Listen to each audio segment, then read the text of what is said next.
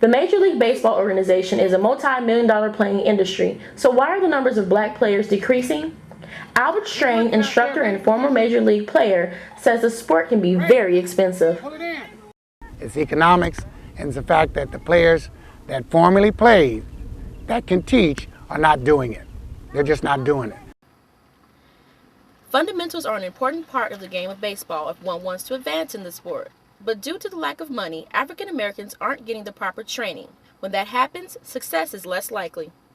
Right now, for a young African American to play after he's 12 or 13 years old, it's a minimum of $1,700 to $2,500 per summer. Most families can't afford that. Because of the fact that there's fees being charged, players are not getting the information. One of the things about African Americans, they don't like sitting the bench. I would feel like I wouldn't really want to sit because then I'll be cold, so I would want to play so I can stay warm. My papa's been in the game a long time and he's been teaching me a lot since I was 3.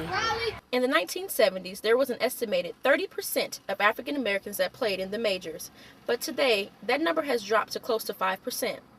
The MLB has targeted the black community by running the I Am Jackie Robinson ads, hoping to bring them back into the stands and into the game of baseball.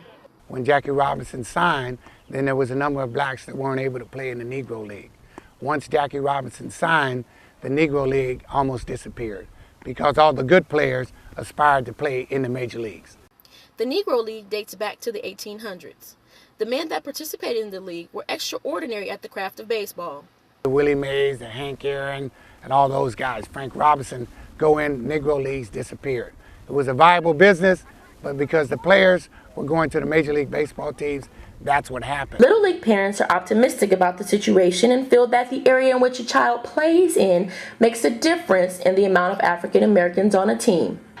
It all depends on where we're at. He's played in 3 different leagues, so in San Pablo it was primarily all blacks.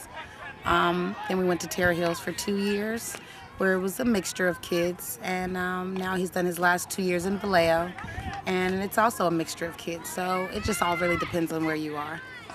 Moses Fleetwood Walker and Satchel Paige are 2 of the many players that paved the way for Africans to play in the majors.